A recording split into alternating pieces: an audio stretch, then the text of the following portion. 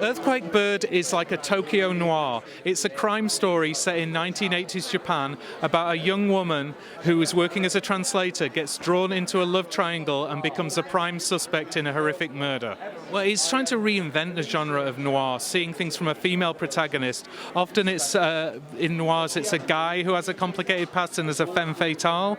This is a woman who has a lot of stuff that's happened to her in the past, and she meets an homme fatale. She meets a man who's very alluring, but also potentially very dangerous. So it kind of reinvents noir in that way. For me, as soon as I started reading Susanna Jones' book, I was like, yeah, all the ingredients are here.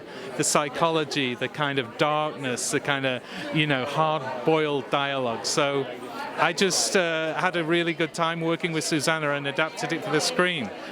She is unbelievable. I mean, the lead actress required that the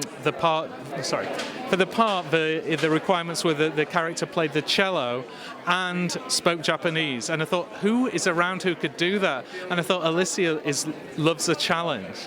And we'd met before, and we met up, and she loved the script. And I was like, are you up for learning Japanese? She goes, of course, it's the only way to do this.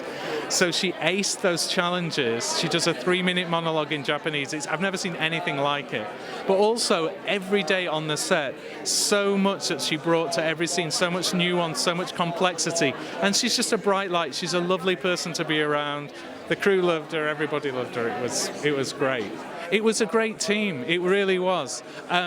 Riley and Alicia knew each other already and were friends, so they were really looking forward to this. Naoki was kind of a newcomer. He was someone we found by auditioning a lot of people in Japan, and he had the characteristics we wanted for Teiji, like charisma, a certain darkness, a certain complicatedness. He brought all that. And as soon as I started rehearsing with him and Alicia, I was like, oh my God, the chemistry is absolutely there. This is going to work.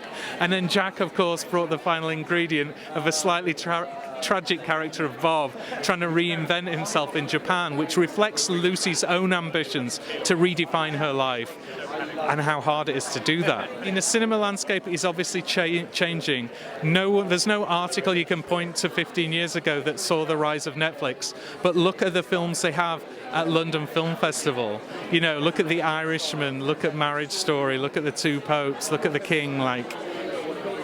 This is something very interesting that I think is happening in cinema, and the way it goes out into the world, I think if people are going to watch it on their TVs, hey, it's not as good as the cinema, but put your headphones on and take the motion smoothing off, and then you can enjoy the movie. Encouraging, they really just were ideal. I mean, it's kind of a golden age right now at Netflix.